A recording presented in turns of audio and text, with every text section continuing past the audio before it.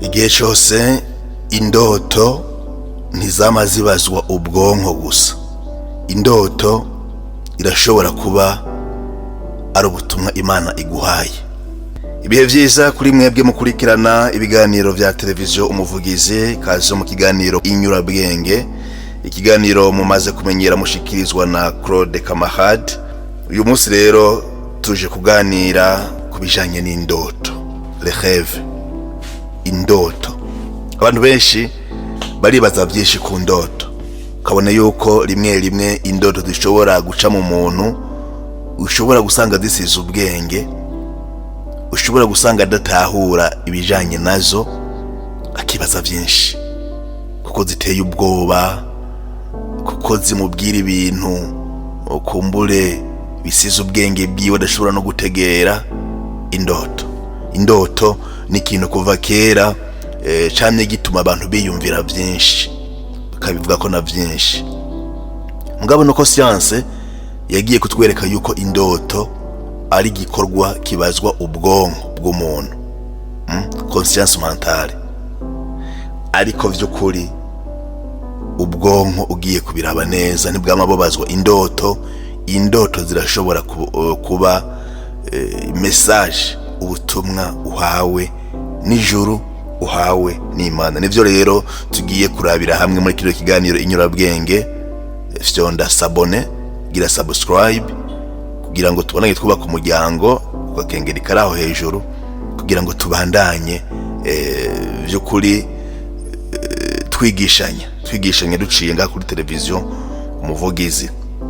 Wandike muri commentaire nimba kugira ngaha hari ibyo udatahura kubijanye n'indoto, ibyakubaye ko ejo haheze, mu misi heze, hari naho byashitse kumbure mu ndoto urarota uzubona ibyo bintu birabaye mu buzima bwawe, birigaragaje, warasobanukiwe, wabihaye insiguro iye. Twandikire muri commentaire n'imbere yuko ikiganiro kibandanye, binatwereka yuko turi kumwe.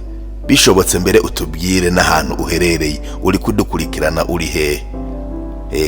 Andika uti ndi Gitega, ndi Bujumbura, ndi Muyinga, ndi mu makungu, muri Canada, muri Sweden, mu Bushinwa, kuko hose televiziyo Umuvugizi ntigira imbibe irahashika.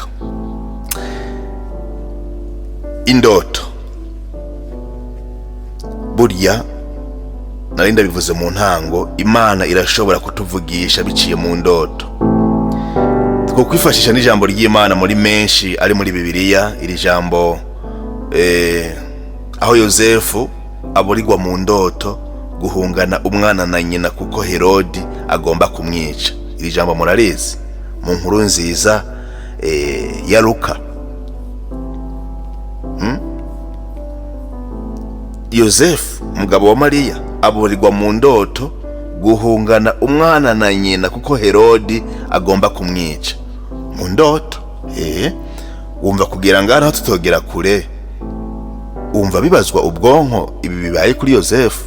Ni Imana imuburiye kandi ari mu ndoto. Mugabo Yosefu arumva yuko izo ndoto zidasanzwe ari Imana imuyagiye. Nawe ugomba kumenya byinshi kubijanye n'indoto kugira ngo ejo ushobore kumenya mbega nta butumwa burimwo, mbega ibyo wabibazwa ubwonko n'umutwe umpaye izi ndoto. Turaza no kubona rero hagati mu kiganiro ryari ushobora kumenya yuko ari Imana ikuyagiye, ryari ushobora no kumenya yuko ari indoto zivuye kuri ibi na biriya ziri nyuma y'ivyo Imana ikubwiye. Kaze rero kandi muri kino kiganiro. Ni gute none Yosefu yamenye ko ari Imana imuyagiye? Ni gute by'ukuri?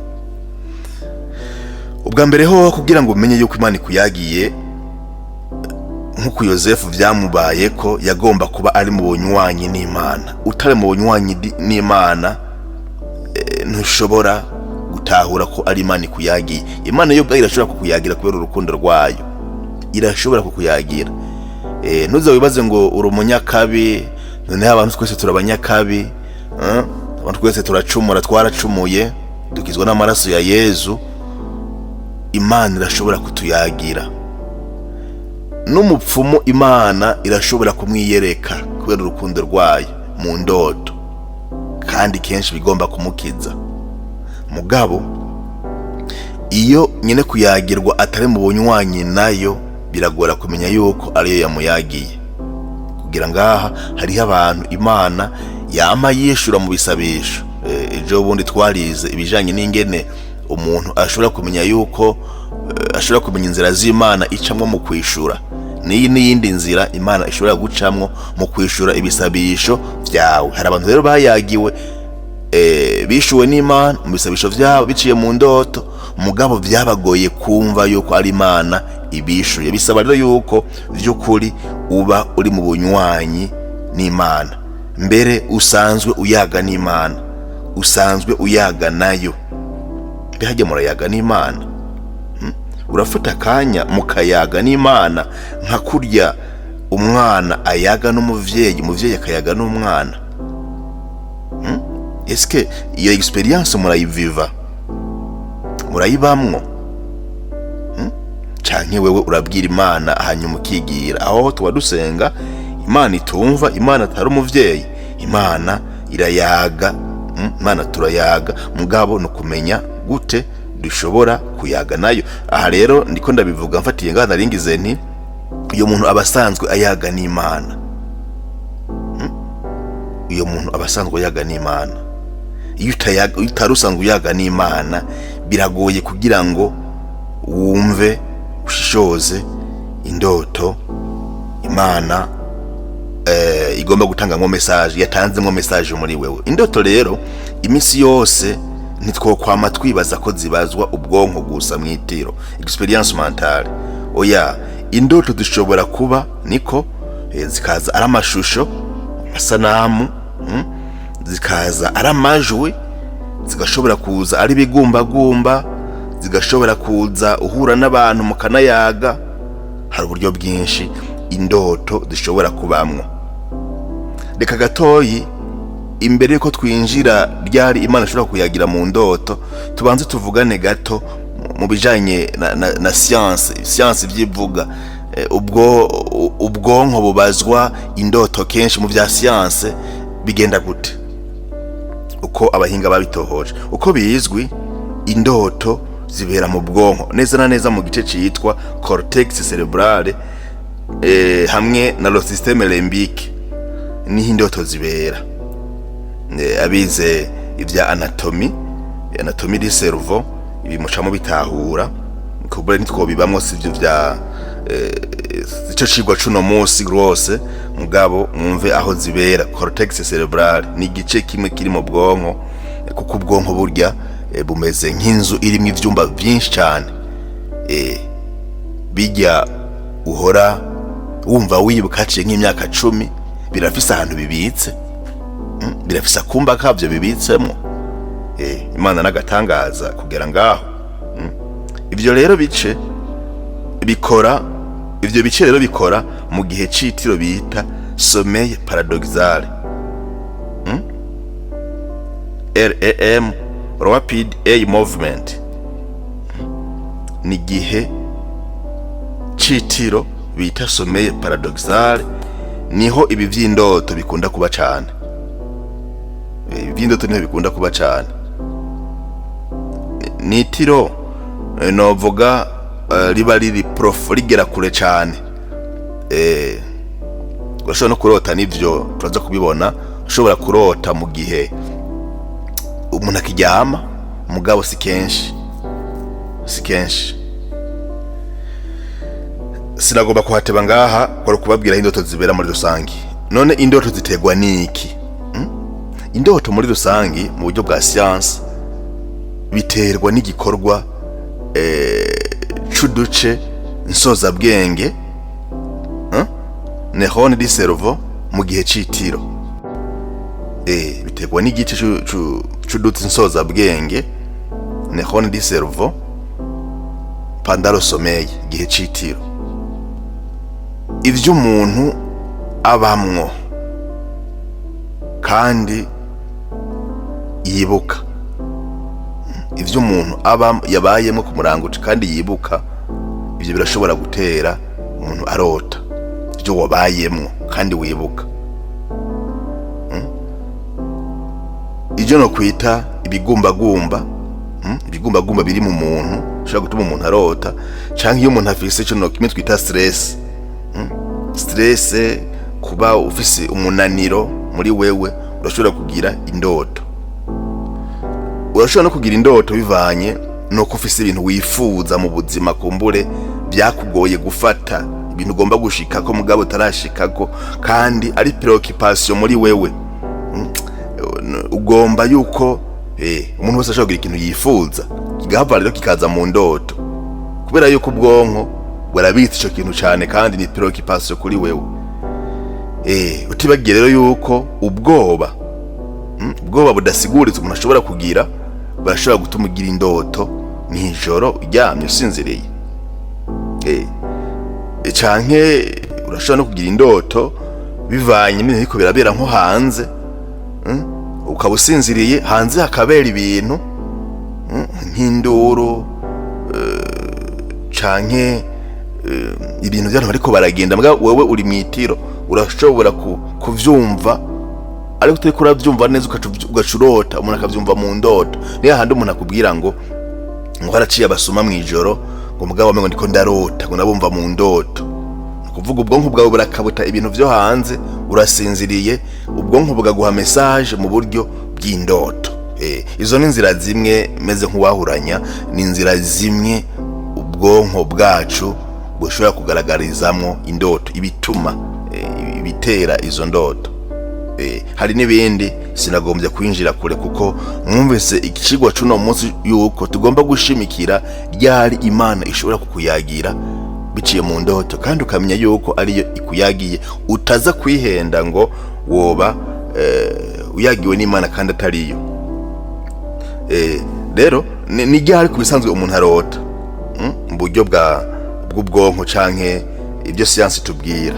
Kubisanzwe umuntu arota mu gihe icyo ari cyo cyose cyitiro, mu bisanzwe d'une façon générale usinziriye urashobora kurota, ariko cyane cyane indoto zikomeye ziba mu gihe cyitiro bita phase du sommeil paradoxal. Ikunda kuba iyo phase ikunda kuboneka mu gihe haciye iminota 90 inyuma yo kuryama. Igihe cyose haciye iminota 90 uryamye, ico gice bita phase du sommeil paradoxal kiraza ku muntu. Nico rero gikunze kubamo indoto mu buryo bw'ubwonko, mu buryo bwa science. Imana yoyo ishobora kuyagira mu bice atari ibi, muga mu buryo bwa science batubwira ivyo. No muntu yovuga ameze nk'ubica mu mizi nayahe mafaze yitiro kubisanzwe kugira mu vyumve neza. Umuntu akiryama aco no kwita sommeil léger, agatiro gasanzwe umuntu aracaryama, hamwe banagukangura ugahita usimba. Indoto rero ico gihe ziba ngufi kandi ntizinakunze kuba. Iyo zibaye tubutuntu tugufi, namwe uko mu mwana yarasinziriye ashobora nariko ndarota, wari kurota iki? Niko ndota tugira tujye, tugira umwanguriye impuzu nziza. Ni indoto ziba zisanzwe kandi ngufi cyane. Hajya uhamagara umwana ukabona arakangutse, ariho yarakiryama, ahubwo ko yariko ararota, usanga ari indoto ngufi cyane, kandi iyo ataciye azivuguye umwanya ntazibuka kenshi, kubera yuko ubwonko ntibwari bwazibiki, kuko indoto zirahaba mu bwonko bugashobora kuzibika. Hari igihe urota ibintu rero ukavyibuka, n'igihe urota ibintu ukavyibagira. Ivyo byose birafise igituma canke ryari iryo tiro umuntu yararimwe. Sommeil léger. Hama rero umuntu ashobora kugira sommeil profond. Iyi sommeil profond rero ni tiro rifise amastade canke ibice bibiri. Ririya rya mbere rifise igice ca mbere n'icya kabiri, kuvuga ni intambwe utera. Iri naryo profond, sommeil profond, rifise stade ya gatatu n'iya kane. Urumva rirafise ibice, icya kane kiba gikomeye gusumba icya gatatu, birumvikana. Iki gice rero ca sommeil profond ntikizamwo indoto, kizamwo ico no kwita la récupération physique. recuperation physique, ivy'umubiri wawe ugomba kwitunganyamwo, nimba ari la digestion, nimba ari uko ibinabiriye ubwonko umubiri ugomba gusohora iyo myanda, kubera yuko hari bihe nico gituma kubwira yuko umuntu agomba gusinzira neza, ko mitiro haberamwe ibintu vyinshi bifasha umubiri wacu.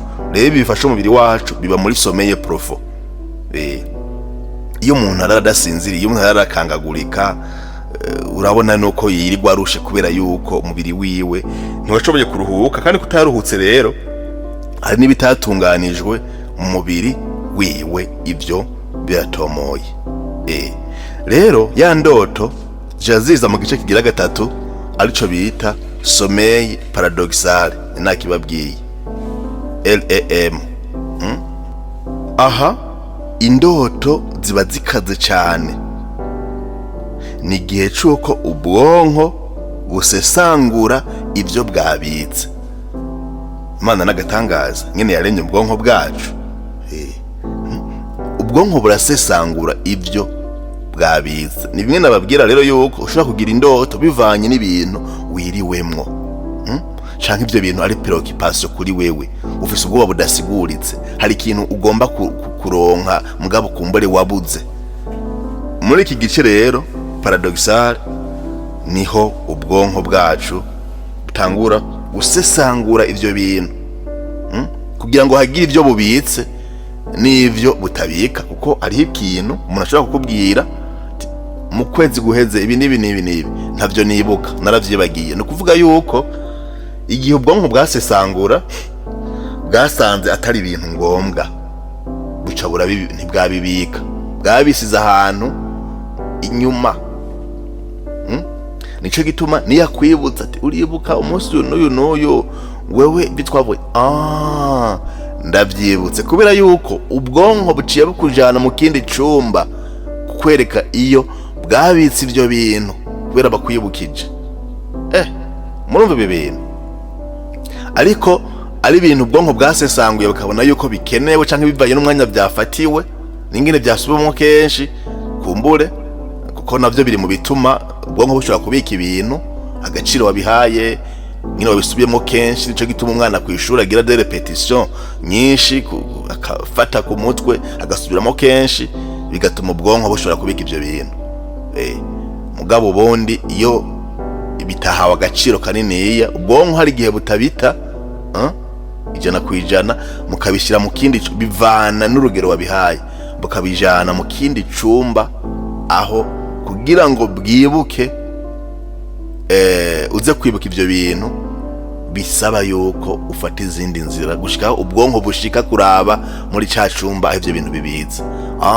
Ndavyibutse, kiriya gihe mbere mwari kumwe na naka, twari mu kabari, hanyuma ni wari udusororeye, uravyumva, kubera yuko ubwonko ntibwabitaye. Wewe warumva umenga uravyibutse gusa, ntuzi n'ivyo ari byo. Ni nyurabwenge rero zirabafasha rimwe rimwe no kumva yuko umuntu suryama ngo ataravyuka atazi bimuberamo. Biradufasha cyane. Rero sommeil paradoxal niho indoto zibera. Sinagomba kuhateba kwari ukubica kugira ngo muumve indoto mu buryo busanzwe ingene bisanzwe bigenda. Ubugira kabiri none, Imana ishobora gutanga message mu ndoto bigenze gute? Nkuko nabivuze mu ntangamarara canke ngitangura, muri Bibiliya turabona uburorero butari buke, nk'aka ka Yosefu, ngo Imana imbonekera mu ndoto ati vyuka, uhungara umwana na nyina kuko Herodi agomba kumwica. Kandi no mu kugaruka nyene Herodi amaze gupfa, Imana yasubiye kuza mu ndoto. Navuze yuko kugira ngo vyumve ivyo nuko uri mu bunywanyi n'Imana. Utari mu bunywanyi n'Imana, Imana irakwishura, Imana irakuha message, ntiwigero bimenya. Hari iciza rero kiri mu kunywana n'Imana. Rero ni henshi muri Bibiliya tubona indoto mu buryo budasanzwe Imana icishamwo ubutumwa. Muravyibuka nko mu gitabo c'Itanguriro, Genese, ikigabane ca 37 uhereye ku murongo wa 5 kugera ku murongo w'10. Yosefu umuhungu wa Yakobo yarahishuriwe kazoza kiwe biciye mu ndoto. Muze gusoma iryo jambo, yarahishuriwe kazoza kiwe biciye mu ndoto. Yosefu iri rero rya Yosefu mugabo wa Mariya wewe yahishuriwe guhungana umwana muri Egypte, umwana na nyina. Murashobora kurisanga muri Matayo ikigabane cya 2 umurongo w'13. No mu isezerano rya kera mu gitabo cy'umuhanuzi Yoweli, mbere iri jambo ry'umuhanuzi Yoweli abatumwa Petero yararigarutse ko ku munsi wa Pentecote, igihe bariko baravuga mu ndimi, abantu bagatangara ati ibyo bintu bigenze gute, ubwo abantu ntibaborewe ntizibageze mu bwaga. Atoya, ibi ni bimwe umuhanuzi Yoweli yari yaravuze ati mu misi y'imperuka abahungu n'abakobwa banyu bazorota, bazorota bahabwe ukubona, bavugishwe mu ndimi mu misi y'iherezo. Ibi byavuze umuhanuzi Yoweli, kandi mu gitabo ciwe mu biravye mu kigabane ca 2 umurongo wa 28 murabisangayo. Ariko muri Actes des Apôtres Petero asamye ijambo ariko arabwira abayahudi biriko biraba gituma batabitahura ati ibi ni bimwe umuhanuzi Yoweli yari yaravuze. Abahungu n'abakobwa banyu mu ndoto bazorota, bazomurikirwa, bazovuga ibi mu misi y'imperuka. Muze kubyisomera neza iri jambo, muraza kuribona mubona ingene Imana yamye ibwira abantu, iha ubutumwa abantu biciye mu ndoto. Kandi n'ubu sinkekeranya nuko Imana ishobora kutuyagira biciye mu ndoto. Nico gituma naze kicirwa kugira ngo ntidufate minenerwe indoto zica muri twebwe, nubwo disaba gusesangura. Igisabwa rero no gushishoza. Igisabwa kugira ngo wumve ko ari Imana ikuyagiye, gushishoza. Mu biganiro vyanje by'inyurabwenge iri jambo nagumye ndarigaruka ko, kandi abantu benshi twosaba Imana ingabirano yo gushishoza. Gushishoza kandi atari mu ndoto gusa, gushishoza ikintu cyose kiba mu buzima bwacu, ari ijambo umuntu akubwiye, ari umuntu muhuye, ari ikintu kibaye mu muryango wawe, ari ibintu byiza canke bibi bibaye, ari ibintu bibaye mu gihugu, ikintu cyose kibaye imbere yawe wagomba kuronka uyo mutima, ubwo bubasha, iyo esprit, iyo ngabirano yo kumenya gushishoza. Mu gifaransa ni discernement, kuvangura ibintu bivanye n'ibibaye. Ni ingabirano idasanzwe, ni kandi vraiment ikomeye cyane abantu dukeneye. Umuntu nawe ayironka, umuntu aba yifise, no umuntu amenya kugira gute kumviriza Imana, gufata umwanya w'agacerere, umuntu adahuruduka mu kuvuga, umuntu yitonda imbere y'ibyo bamubwiye, umuntu yitonda imbere y'ibyo asomye, imbere y'ibintu bimuteye n'ubwoba akabyitondera. Kumbure igihe cyabyo cyari cyo nyene, nicarengana haza kuba ibindi. Iyo utagize discernement rero ngo urabe insiguro yabyo, usanga uhurudutse, ugasanga uvuze ayo mwama atagutumye, ugasanga uvuze ibitari bwashikirwa umwanya wabyo. Biba bikomeye cyane rero discernement. Abantu mwese musenga, n'abantu mugomba kwegera Imana, n'abantu tugomba gukura mu byampwe, mu bya mutima, esprit de discernement. Ni kugira ngo rero umuntu ashobore gutandukanya mu by'indoto, atandukanye indoto zisanzwe zimwe zitangwa n'ubwonko n'indoto zirimwo ubutumwa bw'Imana. Mu migenzo y'abantu, abantu bamye bafata yuko indoto zimwe zimwe ziba zifise insiguro yazo. Iyo urose ikintu bivaye n'ico urose, hari abantu mu migenzo yabo bagira bati iyo urose ibi inye haba habibi, haba hagomba kuba ibi. Nk'akarorero dufata umuntu arose ariko araguruka, kurota uri kuraguruka, ngo ibi biba bisigura gushaka ubwigenge, kugira ubwigenge. Nubwo umaze kuba warinjiyemo canke nubwo uri kurashaka ubwigenge. Kurota amazi meza, ibi navyo ngo bigasigura amahoro yo mu mutima, gutyororwa, la purification. Urafise amahoro yo mu mutima canke kurayarwanira, canke ibi byo gutyororwa urabifise nko kurabirwanira, ngo urashobora kurota amazi meza. iyo hoho nguri kurota ibintu by'amazi mabi, amazi acafuye, ibi ni nkuko umuntu yogira nyine ita confusion, ugasanga umuntu ari mu gukeka no gukekeranya, ari muri ikintu kwita inquiétude, confusion, inquiétude, ibintu mwe n'ibyo iyo uri kurarota amazi mabi. Hari umuntu nashobora no kurota atakaza amenyo yiwe ahongoka, par exemple. Ibi navyo iyo urose uhongoka amenyo birashobora kuba ari ugutinya impinduka, hakaba ibintu ugomba kubamwo mugabo ugatinya impinduka z'ivyo bintu, ko rimwe naho no gutinyuka impinduka z'ibintu rimwe kabitinyuka, gutinya guhomba, gutinya guhombuka bikaba preoccupation. Ibi rero nshobora kurota utakaza amenyo, niko bamwe bavyizera, canke ukarota ibijanye n'urupfu. Rero ngiro ibijanye n'urupfu, burya urupfu ni ikintu dutinya, obengo ni ikintu kibi, mugabo birashobora kuza bitugomba kujana guhinduka canke gusubira gutangura, ikaba message ijanye no guhinduka canke gusubira gutangura. Kandi mu buzima bwacu ni vyiza yuko twama tugomba gutangura, kuko umunsi tuba dufise n'uyu munsi nyene, umunsi mwiza n'uyu munsi, umunsi utubereyewo n'uyu munsi, gusubira gutangura. Ushobora rero kugira indoto zijanye n'urupfu ariko kujana no kugomba guhinduka. Rero kandi uhora uvyumva mu buzima ingene umuntu ashobora kurota indoto hama ngo izo ndoto zigahita zibukuri, kabone nuko zishobora kuba ari n'indoto mbi canke indoto nziza. Hari umuntu akubwira yuko iyo arose ikintu gihita kiba. Ibi rero ugiye muri science bakubwira yuko ari ibijanye ni coincidence, n'uruhurirane rw'ivyo warose no kugira biciye biba. Bobo niko babisigura ugiye muri science, kuko nta kuntu vyumvikana ingene ushobora kurota ikintu kigahita kiba.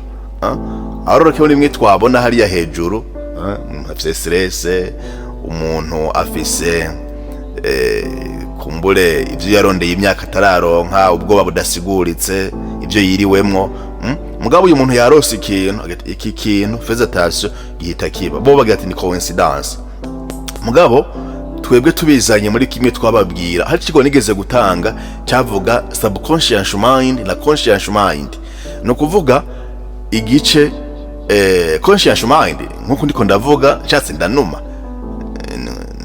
kuzingurura igitabo ndiko ndakuramwe inyigisho na karorero, nshatse sinzingurura aha ni conscious mind, ico kintu ngira nshize mu gushaka cyaye nkakireka, mugabo ashobora kuba ibindi no kwita subconscious mind, kugira ngo estoma yanje ikore nta ruhara ndabigiramwo, kugira ngo umutima wanje utere nta ruhara ndabigiramwo, kugira ngo imitsi ikweguke sindabigiramwo uruhara. Ibi navyo bica biza muri subconscious mind. Muri make nababwiye yuko subconscious mind ni nagace kari munsi y'ivyiyumviro vyacu, kadukoresha ivyo twebwe tutoshobora kwikoresha no gushaka kwacu. Niko nabasiguriye subconscious mind mu majambo make atomoye kugira mushobore kuvyumva.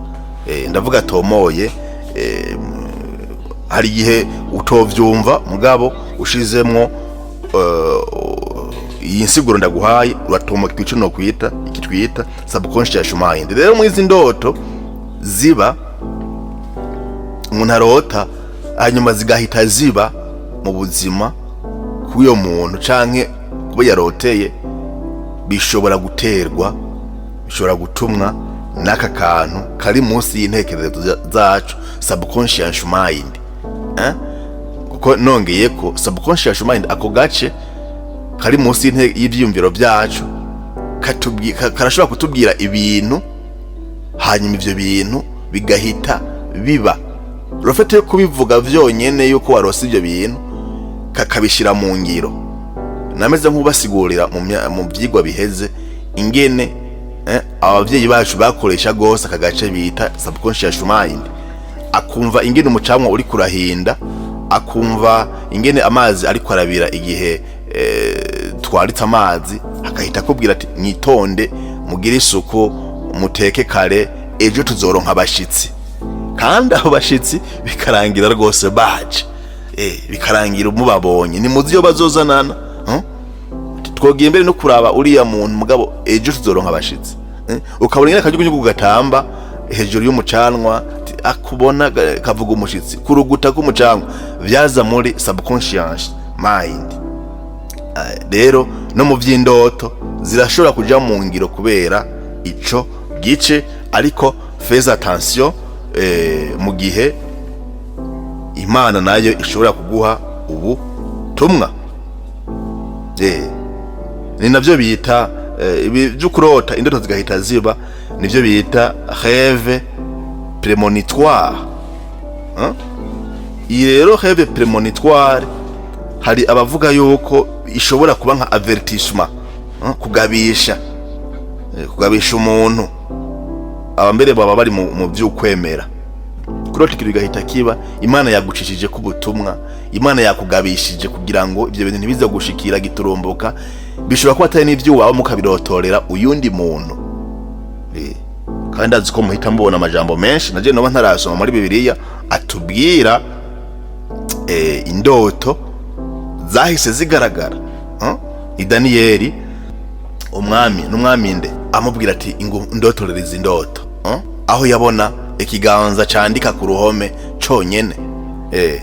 Muribuka ico gisomwa, sindagifise imbere yanje, mugabo Daniyeli agasigurira umwami ati kiya kiganza, ubwami bwawe bugiye kurangira, ati bagushize ku munzane basanga ntacupima. Sivyo, indoto zaroswe zikaba zisigura ikintu, kandi ico kintu kikigaragaza mu buzima bwawe canke bw'abandi, kagira n'insiguro. Mugabo science yoyo nimwe navuze ishobora kuvuga yuko ari uruhurirane rw'ibintu n'izo ndoto, niko science ikibisigura. Mugabo urumva yuko atari misi yose. Natanze bimwe hari imbere inyuma bishobora gufasha abantu koriyanta indoto zabo. Mugabo hari n'ubundi burorero no shobora kubaha nk'ubu. Ugashobora kurota imbwa ikaze ikwirukako, imbwa ikaze ikwirukako. Bisigura iki? Birashobora gusigura ubwoba bukwinyegejemwo, birashobora gusigura uguhungabana mu mutwe kwawe bivanye n'ikibazo cawe, bivanye n'ikintu kitatorewe inyishu, amatati atatorewe inyishu. Birashobora gusigura iyo mbwa ikaze uri kurarota ikwirukako, ishobora kuba yagufashe, ishobora kuba itagufashe, mugabo ubwoba bukwinyegejemwo, uguhungabana kwawe mu mutwe kuvanye n'ibibazo bitatorewe inyishu canke amatati atatorewe inyishu. Umuntu ashobora kurota, nkuko kwanje umuntu asanzwe, ugashobora kurota uri umusirikare, wambaye n'imyambaro ya gisirikare. Ntibiraba ko mwebwe, nukuvuga yuko ukarota wambaye gisirikare, abantu bagira bati wowe wavyigiye he, kuva ryari? Umuntu akabirota. Ibi rero kwambara umwambaro wa gisirikare birashobora gusigura discipline uri kuriha muri wewe, indero uri kuriha, uri kuragomba guhindura ibintu ukagira indero muri wewe. Canke birashobora gusigura la force, inguvu zindani, pani zinyuma, zindani muri wewe. Muri entreprise yawe wihaye discipline, ufise n'inguvu, kuragira inguvu zo gukora no gukora ibintu neza. Canke ibi vy'ama responsabilité no kwihama devoir, ibi ngo urashobora kurota ibya gisirikare ico gihe.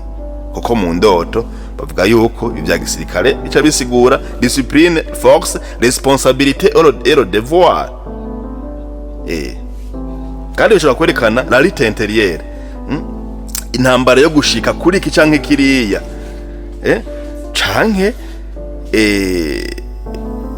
nka situation ubamwo ukagomba kugwanira ibintu vyawe, amavalere yawe, ugomba kugwanira ibintu vyawe. Hariya muri twebwe harabera y'ibintu twebwe tudaha agaciro canke tutamenya. Ibi bibera hanze, byo bibera n'indani. Izi ntambara z'inyuma turabisha amaso, no muri twebwe hari izindi ntambara. Izo ntambara zishobora kuba ari intambara nziza, intambara nziza kandi kenshi nizo umuntu hamagarirwa gukiritiva muri we. Izi rero zishobora kwereka ibintu bya gisirikare. Umusirikare, imyambaro y'igisirikare ishobora gusigura iki? Imyambaro y'igisirikare irashobora gusigura ingene abantu bariko baragutangarira. Uboneka nk'umuntu akomeye kandi yiyubatse. We ntuzi ngene abantu bakuraba burya. Abantu barakura bakagira bati uriya muntu ni umuntu adasanzwe, ni umuntu akomeye. Naho ivyo bintu bitari mu mutwe wawe. Abantu baragutangarira, baratangarira ibikorwa vyawe. Bisigura yuko hari ibintu uriko urubaka muri wewe utahorana. Ziriya mpuzu z'igisirikare uriko urarota. Urafise ikintu kwita responsabilité. Urafise ikintu kwita posture autoritaire. Uravuga abantu bakavuga bati aravuze ijambo. Ikintu strategie d'atavi. Hari ingingo uri kuratumbereza mu buzima bwawe. Ugashobora kurota bibijanye n'igisirikare n'imyambaro no kwabantu bagutangarira. Ibindi ko ndavuga sino bitebako mugabo insiguro zabo nyine interpretation. Niwambaza niwandika utubwiye insiguro z'ibindi umuntu ashobora kurota ibicanke biriya, nzofata kandi kanya byandike muri commentaire. No kuvuga rero ushobora kuronkamwo ubutumwa. Iyo baye mu bintu bitameze neza muri uyo mwanya nk'akarorero, ko ndavuga ibijanye n'ubutumwa ushobora kuronka. Iyo uri kurosta ibintu bitameze neza, nibisigura bitameze neza nyene, birashobora gusigura ibintu kwita encouragement. Encouragement, le courage, détermination muri wewe. Uri muri période de changement. Haba mu vy'akazi canke haba mu bumuntu bwawe, professionnel ou personnel. Uri kurafata direction uvuga yuko iza gutangaza abakugaragiye bajya abantu bari mu kibano. Biraza kubatangaza. Wowe rero mu ndoto zawe ukabona ibibazo muri ko murahangana musekana navyo. Mugabo ntumenye yuko ari kimenyetso c'ibintu biriko birakubamwo bigomba gutangaza. Biza gusiriprena niko no bivuga abantu muhura, abantu muri kumwe, abantu bari mu kibano cawe. Iyo rero wumva stress canke ukumva mu ndoto zawe hari ibintu biguhungabanya muri wewe, bisigura yuko uri mu ntambara yo kugira ngo ugwanire agatika kawe, amavalere yawe. Ivyo vyose n'ubutumwa dushobora kuronka mu ndoto, kabone n'ubwo zoba ari indoto zibi. Bisaba rero gushishoza kubera yuko uretse indoto ushobora guhabwa n'ubwonko bwawe, hari n'indoto ushobora guhabwa na message y'Imana, hari n'indoto rero ushobora kuronka burya zizanywe zirungitswe na Sekibi, le diable. Siko twagombye guhagarara uyu munsi, twagombye guhagarara ni kuri zindoto zitangwa n'Imana, message uhabwa n'Imana. Mugabo kandi ntitwaretse kubabwira nico science ikunda kuvuga kubijanye n'indoto, icumutwe, le cerveau, iyo bizanana mwavyumvise. Mu nkundire rero ndiko nasozera ikiganiro, singombye kuvuga byinshi kuri izi ndoto zitangwa na Sekibi. Mbure tuzobirankero yundi mwanya, mugabo nimwumviriza izi z'Imana, izindi zoba ari gihushane,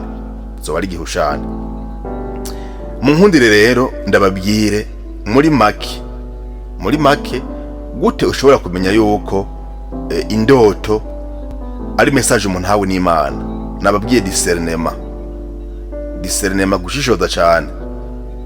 Mugabo iyo ndoto kenshi ushima ko yihawe n'Imana iza itomoye kandi ifise ikigomba guhindura mu buzima bwawe n'ubw'abandi. Ushaka kurota kubw'abandi, ugasanga rero irafise insiguro zikomeye mu buzima bwawe n'ubw'abandi.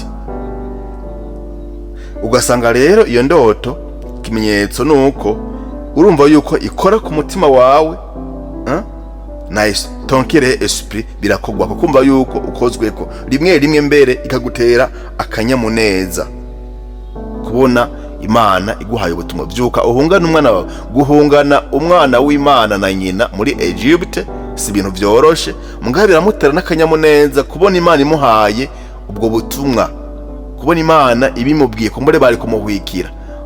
Imana imbaye hafi, bigutera akanyamuneza kumva yuko bigukujije no mu kwizera iyo Mana. Kandi Yosefu na Bikira Mariya bahunganye umwana Yezu bagenda bafise ukwizera yuko iyo bagiye bataza guhura n'abansi, kubera yuko iyo Mana yabavyuye irabakingiye. Bigatuma rero nubwo vyari bigoye mu ijoro ry'umunaniro n'iki, byatuma batagira ubwoba kandi bakomera mu rukundo bafitaniye n'Imana.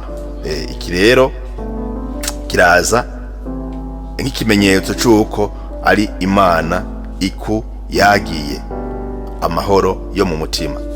Ikindi cya kabiri novuga, haraza uruhurirane rw'ivyo urose n'ijambo ry'Imana, kubera yuko Imana yacu ntigubwira ibintu bidahuye n'ukwemera, bidahuye n'ijambo ryayo. Nishobora kubwira ibintu biza kuguca intege, yama ikubwira ibintu biza bikubaka ifatiye ku ijambo ryayo, yama ituyagira muri Bibiliya. No kuvuga iryo jambo siri guca intege, ya in harmonie avec la parole de Dieu, hamwe n'izo ndoto. Ni message rero ziduha inguvu, kandi iduha inguvu, hama igashobora no kuduha intumbero nziza y'ibikorwa canke y'ubuzima bwacu. Ishobora kandi kuba indoto ziza kutugabisha, nivyo mugabo uko kutugabisha bikatujana mu guhinduka nyakuri, mu kuba abantu bahindutse nyakuri, haba mu vy'umutima, mu vy'imibanire n'abantu. Kutugabisha mugabe bizodushikana ku guhinduka nyakuri. Izo ndoto kandi zirashobora kuza zishitswa kandi zemezwa n'imirongo yo muri Bibiliya. Umuntu kubera izo ndoto agaca akunda gusenga, agaca asenga, hama Imana ikaca imwiyereka gusomba, agakunda gusoma ijambo ry'Imana kubw'izo ndoto yagize, akarondera Imana cyane kuvuga hari umutima ariko aherekeza izo ndoto. Hagaca haba n'impanuro rero aca habwa, ashobora guhabwa mu twita repère spirituel. Abantu bamaze gukura mu kwemera bashobora kumufasha gutumbereza izo ndoto ziwe. Izo ndoto ziwe bamaze gukura mu kwemera, canke n'abandi bashobora kuba bafise ingabire n'ingabirano zo kurotora. Kujya Daniyeli yarotoreye umwami, nico gituma rimwe rimwe iyo tugize indoto mwene izo navyiza yuko twegera repère spirituel kugira ngo bashobore kutugida. Arashobora kuba rero narinda bivuze bisa nibi yuko Imana ishobora kuguha n'umutima gukunda igisabisho cyane kugira ngo ibandanye ikumurikira, ibandanye ikuboneshereza, noneho ukagira ubunywanyi bukomeye n'Imana, ubucuti mwari bufitaniye n'Imana bugakomera cyane. Ico gihe urashobora kubona neza yuko ari indoto, ubutumwa uri kuhabwa n'Imana. Bikurikirwa rero n'amahoro yo mu mutima uko ziza kuza zimeze kose. Naho izo ndoto ziza kuba ziri ibintu bigoye, bishobora kuba ari avertissement mugabo igutuma kwiva ko na transformation, kumbure guhindukanye bikagutera ubwoba, biherekezwa n'amahoro yo mu mutima. Imana ntishobora kuduha ikintu kiduhungabanya muri twebwe. Nico gituma hajya mu kibano ukabona umuntu avuga yuko yarose, yeretswe mu ndoto na karorero, mugabo izo ndoto ziwe ugasanga ziriko zirahungabanya ikibano, ingo ziriko zirasambuka, abantu bahora bari mu bumwe bariko baratatana, abahora basenga badahungabanye bariko barahungabana, n'ibindi byerekana guhungabana kw'abantu no gutatana. Iki ni kimenyetso cy'uko izo ndoto canke iyobonekirwa ry'uyo muntu hatarimwo ukuboko n'ikiganza vy'Imana. Siga Imana, kubera yuko ushima ibintu vy'Imana haraba ubwitonzi, abantu bagira amahoro, haba ubugwaneza, abantu bagira umutima wo kurondera Imana cyane, abantu bagira umutima wo kumva begereye Imana, kiba ari ikimenyetso cy'uko by'ukuri icyo kintu wo citondera Imana ikirimwe. Ukabona ibintu abantu bahungabana, abantu baba mu mahane, ukabona abari babanye bumwe bariko barasambura, ingo ziko zirasambura kubera ico kintu. Imana ivyo ntigera ibikora, yama itanga message iherekejwe n'iki? N'amahoro n'ituze, amahoro yo mu mutima n'amahoro yo mu kibano, ivyo bintu biba vyabereyemo. Kandi amuvyumve kuri amabonekero nababwira n'iki kintu bamwe batohoza amabonekero yuko ari ay'ukuri kiba kirimwo abantu bahungabanye, abantu batatanye, haje umwijima, haje akavuyo, ni ikimenyetso cy'uko Sekibi ariwe abiri inyuma, Sekibi abiri inyuma. Ariko ni nkuko bishobora gutangura ari vyiza, abantu bagasamara, Sekibi akavyivangamwo. Nico gituma inyigisho yaje ku Muvugizi TV mu nk'inyurabwenge idasanzwe, kugira ngo ntimusamare mu ndoto zanyu no mu message Imana ishobora kuduha mu ndoto, tukazitandukanya n'indoto dushobora guhabwa n'ubwonko, dushobora guhabwa na Sekibi ngaho sinahatevye, mugabo n'indoto dushobora kuronka duhawe n'Imana. Ibi vyerekana nibi mpereje ko mugabo ahanini hakaza ikintu ca discernment no gusenga cyane n'ubwitonzi bwinshi, rimwe mbere mwana byumvise tugafashwa n'abantu tuzi ko bamaze gukura mu kwemera. Burya Imana irashobora kubacisha ko ibiza kutwereka yuko ibiriya twarose, iriya message twarose ari ivyo kuri. Reka rero sinagomba kubarandira cyane, kubafata umwanya munini mugabo nibaza yuko kino kiyago, ino nyurabwenge igufashije kumenya ryari gute Imana ishobora nayo nyene kutuyagira mu ndoto zacu. Nimba rero ikiganiro cagufashije, nimba hari ubutumwa ugomba kudusangiza, uvyandike muri commentaire. Hama ubutumwa ntubwigungane ubuha abandi, twese tugende tugira ubwenge, kubera yuko twize inyurabwenge yo mu nyurabwenge yo ku Muvugizi TV. Ndabifurije umugisha n'amahoro ngahi wanyu, murakoze.